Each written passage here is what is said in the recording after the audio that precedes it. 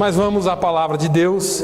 Nós estamos aqui na presença do Senhor e nós vamos então adorá-lo nessa manhã, continuar adorando ao Senhor na beleza da sua santidade. Eu tenho aqui, irmãos, alguns textos que eu quero ler, poucas palavras de cada texto, mas foi aquilo que Deus colocou no meu coração essa semana. Eu não fiz nada escrito, mas eu creio que o Espírito Santo vai falar conosco esta manhã, amém? Antes, porém, de começar, eu quero só lembrá-los, irmãos, de nós continuarmos orando pelo irmão Tony Pinheiro. Nós já o fizemos essa manhã. O irmão Tony Pinheiro comunicou essa manhã que ele está sem força nas pernas. Pode ser já um efeito colateral da radiação, mas ele tem vontade de vir para a igreja, mas diz que as pernas não estão obedecendo muito bem. Nós já oramos por ele essa manhã, mas a Bíblia diz que a oração do justo pode muito em seus efeitos. E a Bíblia também nos diz para orar sem cessar. Jesus nos ensina a orar pelos enfermos, e essa foi uma ordem do Senhor.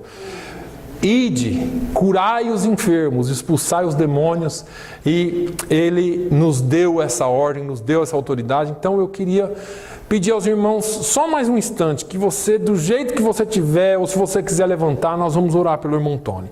Nós cremos no poder da oração. Nós cremos um Deus que ainda cura, um Deus que ressuscita, um Deus que faz milagres. Vamos estar também orando por algumas pessoas que não estão no nosso meio. Irmãos, as pessoas entram em problemas, as pessoas, como nós, passamos por problemas, e às vezes elas ficam sem jeito de falar, às vezes nós procuramos, as pessoas não respondem, não tem problema, o nosso amor não muda. Nós amamos da mesma forma e vamos continuar orando por elas. Irmã Lúcia, a sua nora, eu tenho orado por ela, nós vamos orar por ela aqui hoje também. A Romana, ela tem tido problemas renais. A minha filha está no 8º mês de gestação. E ela está no médico, não está muito bem. Tá bom. Vamos orar também para que o Senhor Aline. É fácil de eu lembrar, porque eu sou Naline e ela é Aline. Então é fácil de lembrar, amém? Vamos orar. Senhor, eu quero mais uma vez entrar na Tua presença com oração. Meu Deus, nós não precisamos de grandes movimentos. Nós precisamos crer, e nós cremos. A Tua palavra diz que os sinais seguiriam os que crerem, eu creio. Eu quero pedir, Senhor, visita o irmão Tony Pinheiro agora. Toca na vida dele, restaura ele. Dê força, Senhor, para passar por esse momento. O Senhor pode fazer um milagre na vida dele agora. Meu Deus, eu oro também pela vida da Romana. Senhor, ela tem sofrido com problemas renais. E eu quero, Senhor, te pedir também, não só os problemas renais, ó Deus, mas a Laine dizia: não existe doença para o Senhor, não existe nada impossível para o Senhor. Visita ela agora, toca na vida dela, cura para a honra e glória do Teu nome. Senhor, a Alissa também, da irmã Alzira, visita ela, cura ela, para a honra e glória do Teu nome, Senhor. Basta um toque, uma palavra, e o Senhor pode fazer, ó Deus. Nós cremos no Teu milagre. Senhor, eu oro por aqueles que estão um pouco distantes, por aqueles que estão em problemas, Senhor, toca na vida deles, que eles possam entender que o Senhor é Deus dos montes, mas o Senhor também é Deus dos vales. Que onde nós estivermos, ainda que andemos pelo vale da sombra da morte, o Senhor está conosco. Senhor, visita a Aline lá no Brasil. Não há impedimento para o Senhor é Deus de perto e é Deus de longe. O Senhor visita aqui e visita lá. Pai, toca na vida dela, que ela tenha, Senhor, uma gestação perfeita, e que se essa criança vier a nascer antes, que também seja perfeito, mas no nome de Jesus, que seja tudo para a sua glória e para a sua honra. No nome de Jesus nós oramos crendo na Tua resposta e na Tua vitória. Amém e amém. Glória a Deus. Podeis assentar, meus irmãos. A palavra que o Senhor colocou no meu coração essa manhã está em Mateus, no capítulo de número 8, nos versículos 23 até o 27. Talvez nós vamos usar uma outra palavra, mas eu quero que os irmãos saiam daqui hoje abençoados e sabendo que o Senhor está conosco. Amém? Todos nós conhecemos essa palavra, é muito simples e às vezes nós perguntamos por que é que Deus nos dá coisas tão simples, né?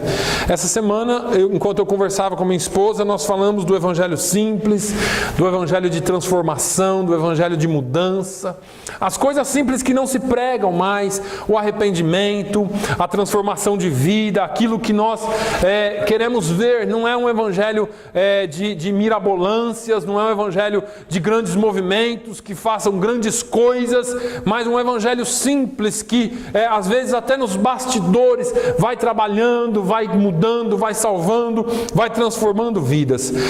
Lembramos de alguns relatos de pessoas que eram vistas como diferentes por causa da sua conduta.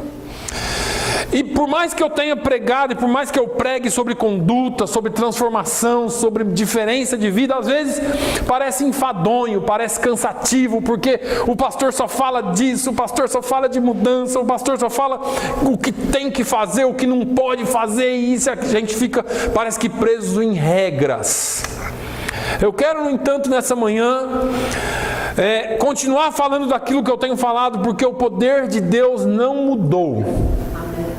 A Bíblia diz que Ele é o mesmo ontem, hoje, eternamente. Ele não muda, nele não há sombra de dúvida e nem variação. Nós mudamos, os tempos mudam, existe aí o que chamamos de evolução.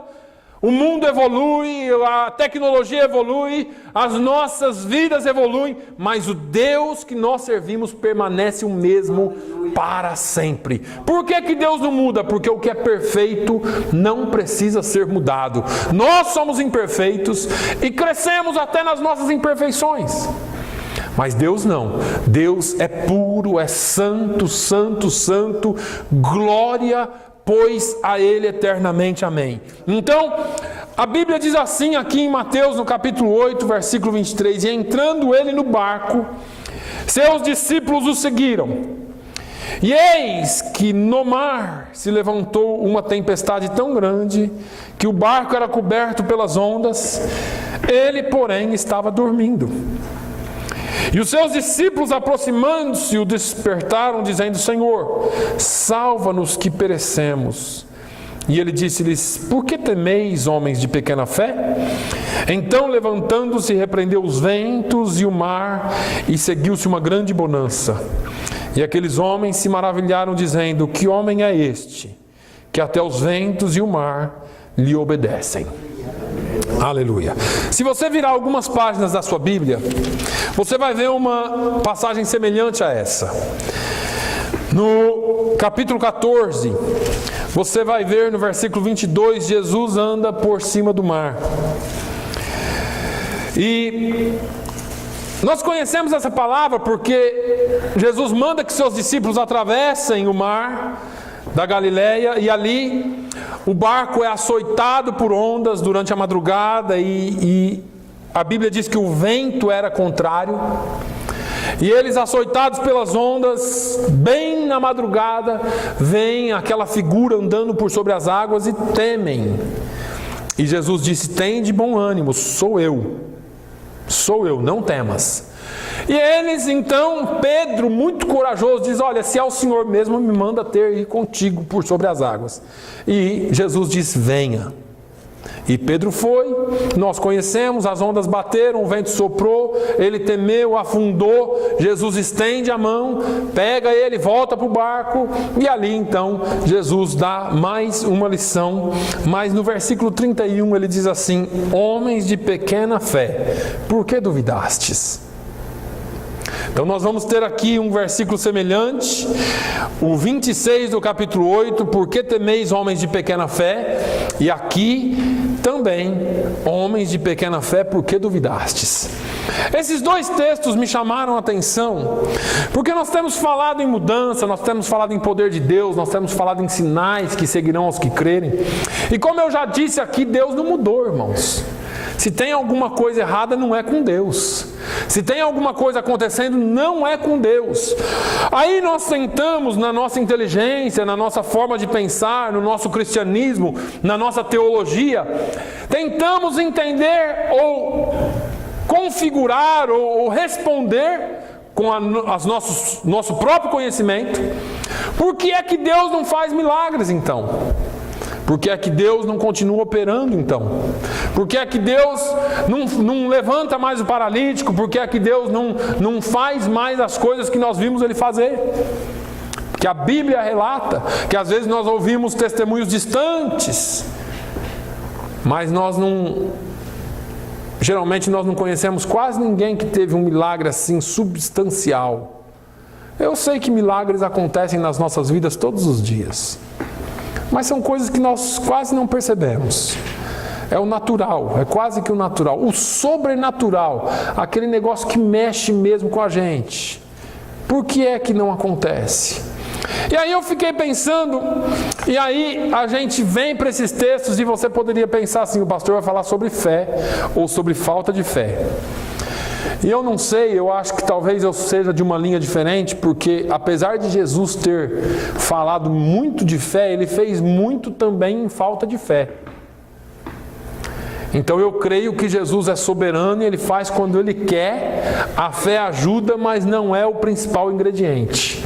Se você abrir Marcos 9, por exemplo, você vai ver um menino lunático, possesso, e Jesus falando assim, você crê que eu possa curá-lo? E o pai falou assim, olha Jesus, me ajude na minha pouca fé. Em outras palavras, ele estava dizendo assim, eu não tenho fé. Eu nunca vi isso acontecer, se eu vi foi na vida dos outros, parece que na minha não vai acontecer jamais. Então me ajuda na minha falta de fé. E Jesus curou o garoto. Então eu vejo que Jesus trabalha muito mais numa coisa chamada sinceridade do que fé. Temos que ter fé? Temos. A Bíblia diz que sem fé é impossível agradar a Deus. Mas Ele não está falando dessa fé de cura. Ele não está falando dessa fé de remover montanhas. Ele está falando de uma fé, lá em Hebreus está falando de uma fé em crer. Porque Ele diz, é necessário que aqueles que se aproximam dEle creiam que Ele exista. Então Ele está falando de uma fé de crença. Aqui Jesus, Ele chama aqueles discípulos e diz, olha, vocês têm pouca fé porque quem dera eu tivesse andado com Jesus. Talvez eu também tivesse pouca fé, mas você imagina ver milagre todo dia, todo momento e você ainda não crê. É que Jesus, Ele foi colocando as coisas gradativamente. Um dia Ele curava aqui uma dor de cabeça da sogra de Pedro. Outro dia Ele cura ali uma mão mirrada. Outro dia Ele cura ali um manco. Outro dia Ele já cura um paralítico. E Ele foi, parece que, crescendo, fazendo fortalecer a fé deles com pequenos milagres até grandes milagres. Apesar de que o primeiro milagre de Jesus, que é transformar água em vinho, eu ouvi uma explicação de um cientista ontem, é coisa impressionante. É o milagre que damos menos importância talvez, porque transformar água em vinho, né, qualquer um faz. Não é bem assim, né? Mas esse cientista ontem explicou assim, olha, é simples. E ele explicou as partículas da água, as partículas do vinho, e ele disse, é mais ou menos a mesma coisa. No entanto, nós precisaríamos de uma energia nuclear fortíssima para transformar um copo de água em vinho, para quebrar todas as moléculas da água e depois juntar tudo de forma diferente para ser vinho. Agora você imagina Jesus transformando talhas de água em vinho. Ele disse, esse cientista disse, eu ouvi ontem, ele dizendo que a energia expelida por todas as estrelas da nossa galáxia colocada num lugar só poderia fazer isso. Eu fico imaginando o poder de Jesus. Pegar como se fosse a energia de todas as estrelas da galáxia e colocar dentro de talhas, quebrar todas as moléculas da água e transformar em vinho, juntar tudo diferente de novo. Só Deus pode fazer isso, meus irmãos. Não existe cientista que possa. Mas vamos lá. Onde é que eu quero chegar hoje? A palavra de domingo passado, eu falei um pouquinho sobre Marcos 16. Eu entrei aqui hoje nesse ter fé ou não ter fé.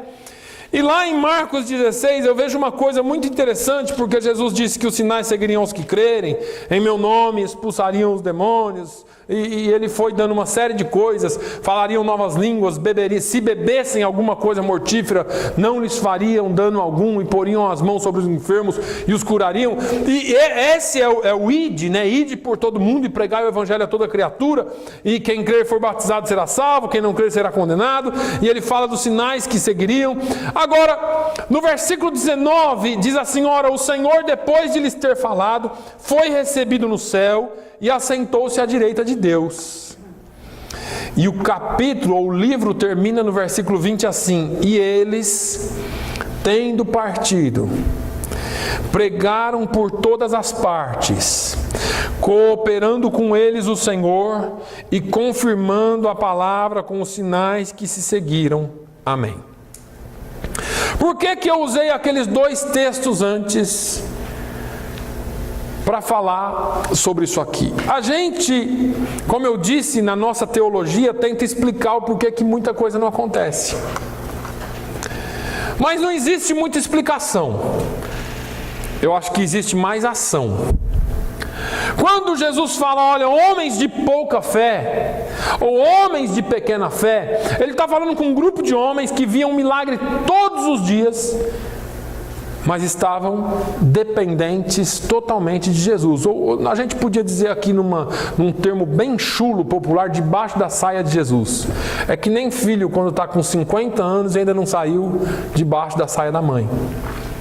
Eles estavam lá, para eles estava cômodo, para eles não tinha coisa melhor. Irmãos, imagina você dentro de um barco, no mar, o vento sopra, o negócio vai tombar, Jesus está lá dentro, ainda que dormindo. Eu não estou preocupado com nada, Jesus está lá dentro dormindo, mas ele está lá.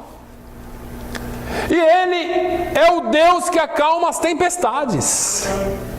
Agora, você imagina Jesus te mandando para um lugar, você vai fazer o que Jesus mandou e você é acometido ou se vê no meio de uma tempestade. Aí, nós tentamos ficar arrazoando as coisas. Talvez eu tenha tanta coisa na cabeça que eu não estou conseguindo transmitir, mas nós vamos chegar lá. Jesus nos deu uma ordem. Jesus disse: ide por todo mundo e pregai o evangelho a toda criatura. Ele disse: ide, fazei discípulos de todas as nações. O que acontece é que enquanto eles estavam com Jesus, debaixo das asas de Jesus, Jesus estava indo, Jesus estava fazendo, eles estavam indo. Eles iam com Jesus. E aí, quando aconteciam as coisas com eles, eles estavam com Jesus, e Jesus estava com eles. Agora, parece que as coisas mudam um pouquinho. Jesus vai para o céu, Jesus é levado para o céu e deixa a igreja. E aí Jesus, antes de subir, dá-nos de novo o comando, porque isso aqui é Marcos 16, que é o último capítulo de Marcos, Jesus dando o comando, e nós vamos ver a mesma comissão em Mateus 28, que é o último capítulo de Mateus. Você vê Jesus, antes de subir para a glória, dando uma ordem. Eu quero fazer um paralelo aqui muito rápido entre essas ordens de Jesus, porque a ordem de Jesus para nós é: ide e fazei discípulos, ide e pregai o evangelho a toda criatura. Aqui para os discípulos é: atravessa o mar para o outro lado que eu encontro vocês lá. Os discípulos obedeceram. Os discípulos entraram no mar, e a Bíblia diz que na quarta vigília eles foram, ou melhor, no primeiro texto diz que eles foram assolados por uma tempestade, e Jesus estava no barco. Eles começaram, talvez de todas as formas, tentar resolver o problema, mas Jesus estava no barco. Quando o problema se agravou, eles vão até Jesus. Alguém lembra que Jesus está ali. E aí eles vão lá e chacoalham: Jesus, o negócio está feio aqui. E parece que eu vejo Jesus se levantando, falando assim: gente, vocês precisam ter um pouco mais de fé. Jesus estende a mão, acalma o mar, acalma o vento, e eles se admiram Jesus e dizem: que homem que é este? Quem é este homem que até o mar e o vento lhe obedecem? Parece que eu vejo a mesma coisa acontecendo na outra passagem. Jesus falando, sou eu, não tenha medo. Eles começaram assim, meu Deus do céu, o homem anda em cima da água. Mas eles atravessaram por obediência, eles foram por obediência. O que eu quero que você entenda aqui é que quando nós chegamos no versículo 20 de Marcos 16, que ele diz, e eles tendo partido pregaram, e Jesus cooperava com eles, e confirmava a palavra com sinais. Pronto, agora aqui nós vamos tentar colocar um em cima do outro aqui. Primeiro, esses homens obedeceram o chamado de Jesus, ou a ordem de Jesus. Eu falei aqui para vocês que na nossa teologia a gente tenta explicar o porquê que não acontece. E eu falei aqui alguns domingos atrás que Jesus, eu me lembro só de um milagre, ainda li isso hoje de novo. Um milagre dentro do templo. O homem da mão mirrada. Todos os milagres de Jesus aconteceram fora da igreja, fora do templo, no campo. A questão é que a igreja fica assim, não, nós temos que fazer reunião de oração, nós temos que fazer isso, nós temos que fazer aquilo, para Jesus curar aqui dentro da igreja, nós temos que convidar os mancos. Não, Jesus não convidava manco, Jesus não convidava coxo, cego, mudo, surdo, Jesus não convidava ninguém, ele ia. E onde ele passava e tinha uma necessidade, ele agia. A igreja se colocou numa posição em que nós estamos enclausurados esperando que as pessoas venham. Deixa eu te dizer uma coisa, igreja não é hospital. Eu já ouvi dizer isso, que igreja é hospital. Eu já falei isso, que igreja é hospital espiritual. Não. O evangelho é a cura. Nós não temos um hospital, nós somos a cura, nós somos a igreja vai em busca dos perdidos. Então às vezes nós ficamos querendo que as coisas aconteçam e parece que eu vejo que elas não vão acontecer, eu falei aqui, elas não vão acontecer porque nós não estamos indo. Você quer que essa palavra seja real na sua vida? Olha aqui, e eles tendo partido, Jesus falou, ide e pregai. O que eles fizeram? Partiram, pregaram por todas as partes, e aí vem a palavra-chave, cooperando com eles o Senhor. Eu vejo João 15, e eu consigo criar uma visão de João 15, só que uma visão de raio-x. Eu fico vendo aquela videira, e eu fico vendo os ramos, e aí vem o podador e poda tudo ali, parece, o irmão Manuel falou que podaram a videira lá da casa dele, um rapaz profissional podou, deixou só o toco, só o casco. Agora tem uva que não acaba mais. Aí eu fico vendo esse Jesus, o Senhor cooperava com eles, porque eu fico vendo os ramos nascendo, brotando, e aquela seiva correndo forte pelo caule e chegando aos ramos. E chegando, não somos nós que cooperamos com o Senhor. Existe uma inversão de valores muito grande na igreja. Deixa eu te dizer, Jesus, isso é forte, mas não é heresia, não precisa de você.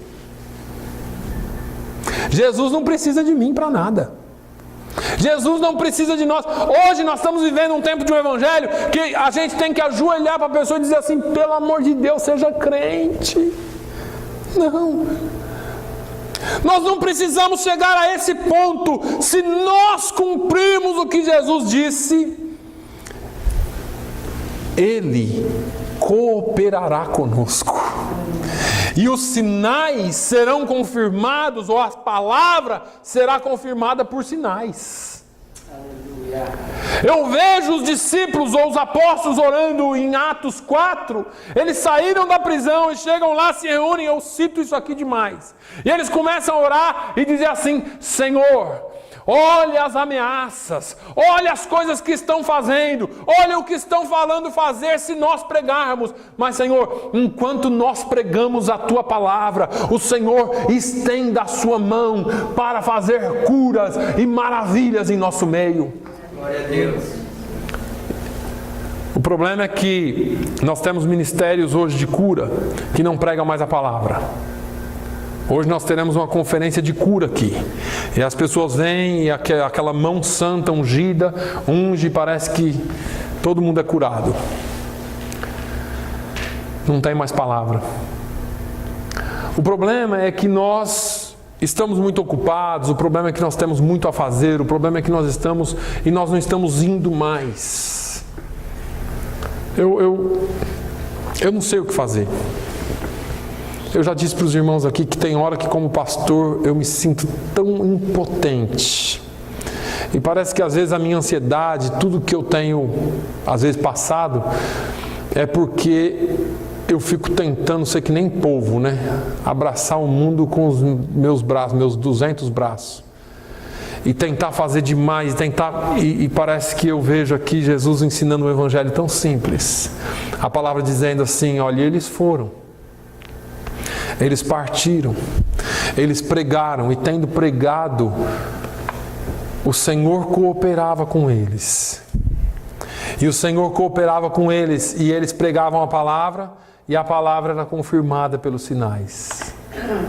Alguma coisa está errada com a igreja. Porque nós pregamos que Jesus cura, mas nós não vemos mais cura. Nós pregamos que Jesus salva, mas dificilmente alguém é salvo. Nós pregamos que Jesus batiza com o Espírito Santo, mas dificilmente nós vemos pessoas, porque batismo com o Espírito Santo não é sair pulando e falando língua. É transformação. Você é crente? Sou, mas você não vê diferença na vida da pessoa. Serve a Deus? Sirvo, mas você não vê nada de diferente. Nós pregamos que Jesus vai voltar, mas existe uma pesquisa que mais de 50% da igreja não acredita mais que Jesus vai voltar. Então na igreja porque é um lugar bom. Ouve uma palavra, faz amizade, arruma emprego, consegue contatos, religiosidade, qualquer que seja o motivo. Mas essa igreja não prega mais que Jesus vai voltar, e Ele vai voltar. A palavra dele, eu li ontem, eu estava lendo ontem, irmãos, ela é incisiva. Nós pecamos em não crer nas coisas. Nós pecamos em não entender que esta palavra é para ser, ela não mudou. Ela não mudou, a palavra é a mesma. Onde que está o nosso problema? É falta de fé, é falta disso, não é falta de nada, é falta de obediência a Deus. É falta de amor a Deus. Eu tenho orado, Senhor, coloque paixão no meu coração por almas, coloque paixão no meu coração pela Tua obra. Irmãos, nós não temos mais paixão por Deus, amor fervente a Deus, amor que clama por Ele em todos os momentos da nossa vida. Parece que Ele está no barco, mas nós deixamos Ele no cantinho dele ali, dormindo. E nós fazemos igual a mulher de João 4, a mulher samaritana. A mulher samaritana é engraçado, porque ela vinha para o poço quando? Quando ela precisava de água. Geralmente ao meio-dia. Certo? Assim estão alguns crentes. Assim estão alguns crentes. Eles vêm para o poço quando precisa de água. Eles vêm até Jesus quando estão precisando de um milagre. Quando o negócio entornou. Quando o negócio está pegando fogo. Quando já não tem mais jeito. Aí eles vêm para Jesus. Jesus encontra aquela mulher e fala assim: você não precisa de ficar se matando meio-dia aqui para tirar água debaixo desse sol. Se você soubesse quem fala contigo, eu te daria água viva. E se você beber dessa água, brotará em ti uma fonte que jorre para a vida eterna. Ela esperava uma água mágica, né? Como muitos estão esperando de Jesus. Uma água que fosse física. Jesus prometeu uma água que transformaria por completo a sua vida.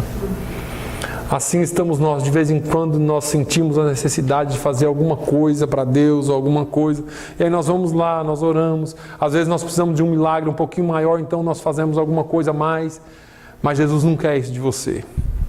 Jesus quer uma consistência, uma constância, uma fonte. Fonte não é poço, fonte jorra, poço está só ali no lugar. A fonte não, a fonte jorra e escorre e transborda. É isso que Jesus quer para nós. A igreja do Senhor precisa entender que a seiva precisa fluir em todos os momentos. Eu tenho falado aqui, será que nós caminhamos, e esse não é um anseio meu só. Eu tenho visto homens de Deus chorando e clamando por uma igreja reavivada, uma igreja que realmente represente o Senhor na terra. Se eu perguntasse aqui hoje, domingo, de manhã, no culto, quem quer ver a nossa comunidade transformada, todo mundo levanta a mão. Mas e de segunda a sábado, você faz alguma coisa para que essa comunidade seja transformada? Ou é só no domingo de manhã que te dá esse desejo enorme de ver a comunidade transformada? Se eu perguntar aqui quem quer ver almas salvas, hoje todo mundo levanta a mão. Mas de segunda a sábado, você faz alguma coisa para que o Senhor te dê encontros divinos? Ou cria oportunidades para você falar do Evangelho para alguém? Ou será que a sua correria é tanta que você se esquece que existe alguém precisando de Jesus? Irmãos, o diabo não está brincando.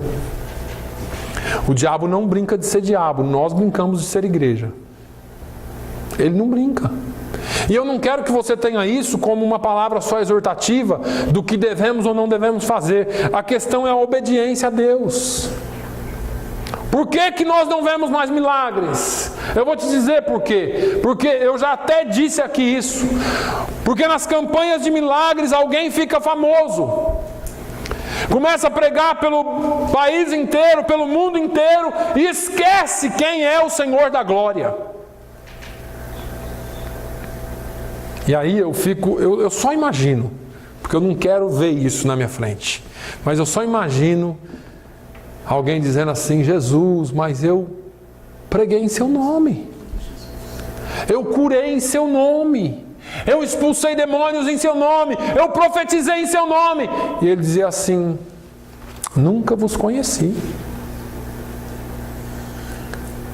Agora, quem é que fazia esses milagres então? Se Jesus nunca conheceu. Essa é uma pergunta que eu fiz para mim e estou arrepiado. Porque quem é que faz milagres se Jesus não conheceu esses homens? A igreja precisa se colocar no lugar de obediência a Deus. Nós não precisamos buscar milagres, porque Jesus disse que os sinais seguirão aos que creem. Você não precisa orar por milagre, você precisa obedecer ao Senhor. Você precisa anunciar a palavra e estar pronto para ver o Senhor operar. E quando Ele operar, como é que nós fazemos? Vem aqui, que aqui tem cura. Aqui sim é uma igreja. E geralmente nós diminuímos as outras. Quando o Senhor operar, o nome dele tem que ser engrandecido não na cura, mas no Evangelho. Eu sempre cito Pedro e João aqui. Templo, porta do templo, porta formosa, me dá uma esmolinha, não tenho prata nem ouro que eu possa te dar, mas o que eu tenho eu te dou em nome de Jesus Cristo. Levante e anda. Tomou pela mão direita, levantou e ele entrou no templo glorificando ao Senhor. Imagina o auê que foi, o fuá que foi, encheu tudo. Vem ver o cara que foi curado, vai ter cura aqui hoje. Hoje vai ter palavra. Pedro nem citou cura. Pedro começou a falar de quem? De Jesus. O único nome que deve ser glorificado. O único nome que deve ser exaltado. Não exaltamos os nossos milagres, os nossos feitios. Irmãos, o coração do homem precisa voltar a ser um coração de carne. Você quer ver Deus operar milagre usando a sua vida? Você começa orando a Deus e pedindo: Senhor, quebra o meu orgulho. Senhor, quebre o meu orgulho. Se for entrar alguma ponta de orgulho em mim, que o Senhor já quebre agora. Porque eu quero ver o Senhor operar milagres, sim. Eu quero ver o Senhor fazer maravilhas, sim. Mas eu quero, Senhor, que acima de tudo o Teu nome seja exaltado e o Teu evangelho propagado. Para que pregar milagres se não vai haver salvação? Para que pregar sinais se não vai haver salvação? O Evangelho foi trazido para nós por Jesus para que houvesse salvação de vidas, para que houvesse mudança de vida, mudança de comportamento. As pessoas precisam olhar para nós, irmãos, e dizer assim: aquele ali é diferente. Aquela ali é diferente. Não é só pela roupa que você usa, pelo seu cabelo comprido ou curto. Não, senhores e senhoras, é pelo seu caráter, pela sua forma de vida, pela sua vida cristã, pela sua vida casta, pelo seu comportamento e pelo seu amor à obra de Deus. A minha esposa comentou que antigamente falavam assim: ali, aquela família ali é crente. Aí você fala assim: mas lá no Brasil era tudo cocão, saião, isso. Não, famílias batistas, famílias presbiterianas, mas todo mundo sabia que eles eram crentes. Por quê? Porque não voltava um cheque deles, porque eles não ficavam devendo na venda, porque eles não falavam mal dos outros. Quando alguém precisava de ajuda, ia neles, porque sabia que encontrava ajuda. Alguém sabe que pode ir até você? Será que alguém pensa assim: se eu for lá na casa do fulano de tal, da ciclana, eles vão me ajudar porque eles têm um coração cristão, porque eles são crentes? Ou será que fala assim: não, aquilo ali não vai, nem passa ali porque ali é terrível?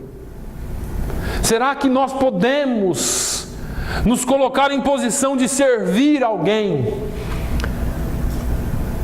E aí o Senhor vai confirmando, o Senhor vai cooperar conosco. A seiva vai fluir, a energia do Espírito, a força do Espírito vai fluir. E quando fluir em nós, irmãos, nós não precisamos fazer nada, só obedecer. O Senhor vai começar a direcionar os seus passos. Olha, vai para cá, olha, vai para lá, olha, faz isso, olha, faz aquilo. Você acha que eu estou brincando? Paulo fala assim: olha, eu tive vontade de ir ter convosco, mas fui impedido pelo Espírito. Irmãos, isso é ser dirigido pelo Espírito de Deus. Isso é ouvir a voz de Deus. E quando nós ouvimos a voz de Deus, nós somos dirigidos por Ele, e Ele confirma a nossa palavra com os sinais. E eu já mostrei aqui, já falei para os irmãos, só mais uma vez eu vou falar. Sinal não é a coisa em si. Só para você entender. Aquela luzinha ali, escrito exit, é a saída? Não, é só uma luz. Você pode pular nela lá que você não vai sair do prédio. O sinal aponta para alguma coisa. Ele não é alguma coisa. A placa indicando o mercado aponta para o mercado, ela não é o mercado. A placa indicando o hospital indica o hospital, mas não é o hospital. O sinal aponta para Jesus, mas não é Jesus.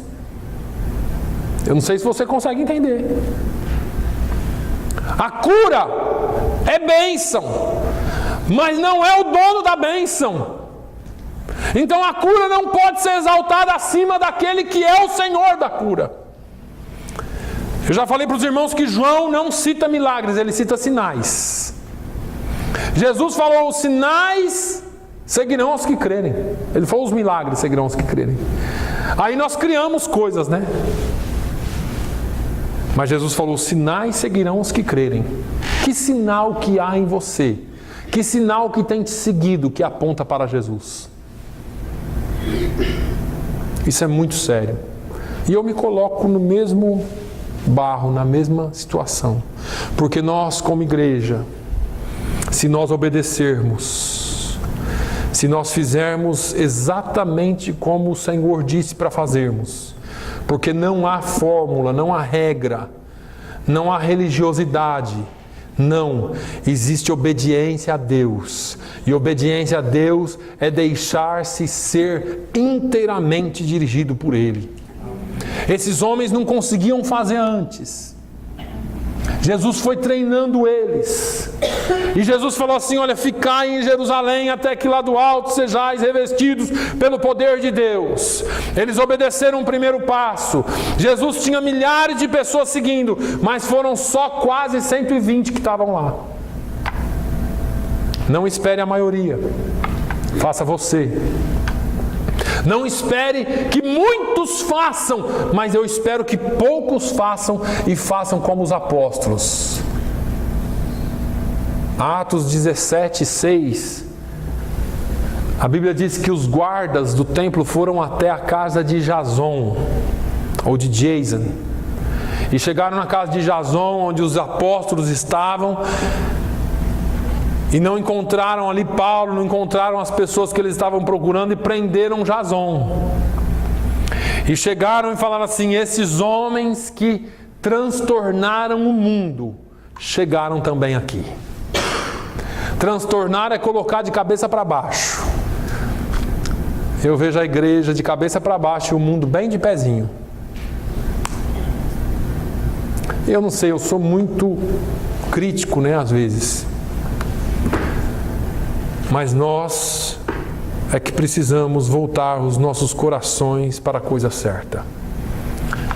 2 Crônicas 7,14, ele fala tudo. Se o meu povo, que se chama pelo meu nome, se o meu povo, que se chama pelo meu nome, e orar e me buscar, se arrepender dos seus maus caminhos,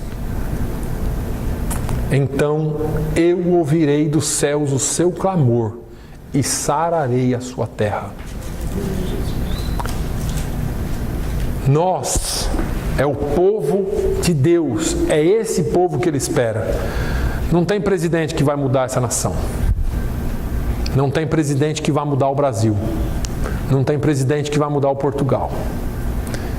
As coisas vão começar de baixo para cima se vocês e nós quisermos ver mudança. E começa da igreja do Senhor. Deixa eu dizer uma coisa para você. É melhor nós obedecermos a Deus, porque o barco vai entrar no meio da tempestade. E quando nós estivermos no meio da tempestade, nós vamos ter que lembrar que nós estamos em obediência, que foi Ele quem mandou. E se Ele mandou, o barco não afunda. Deixa eu te dizer de novo, se Ele mandou, o barco não afunda. Aleluia. E o barco não afunda porque Ele está no barco.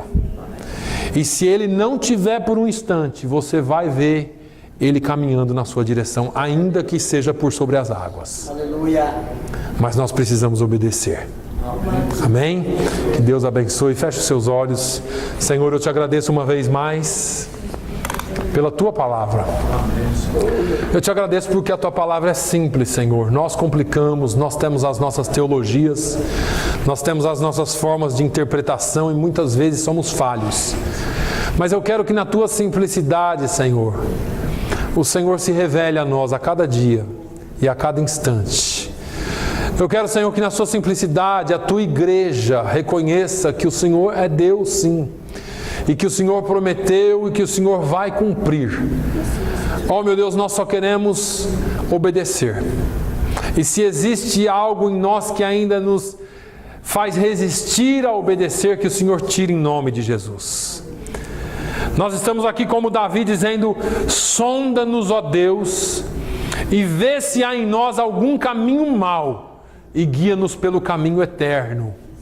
Ó Senhor, o Senhor já nos mostrou o caminho. O Senhor mesmo disse: eu sou o caminho, a verdade e a vida. Senhor, nós queremos caminhar em Ti e contigo. Oh meu Deus, nós queremos obedecer-te ainda que as ondas e o vento seja contrário. Sabemos que o Senhor está conosco e no momento certo o Senhor acalmará a tempestade. Pai, coopere conosco conforme nós obedecemos a Tua palavra. E faça, Senhor, com que a palavra encontrada em nós e pregada por nós seja confirmada por sinais que nos seguirão. Sinais que apontarão para Ti e que muitos virão por causa desses sinais. Pai, no nome de Jesus, eu oro para que a Tua igreja, Senhor, desperte. Eu oro para que o Senhor, ó meu Deus, chacoalhe a Tua igreja, a cada um de nós, a ponto de nós nos entregarmos completamente ao Teu serviço e ao Teu trabalho. No nome de Jesus é que eu peço e agradeço. Amém. Que o amor de Deus, a graça do nosso Senhor e Salvador Jesus Cristo, a comunhão e a consolação do Espírito Santo seja sobre todo o povo de Deus hoje e sempre. Todos digam amém.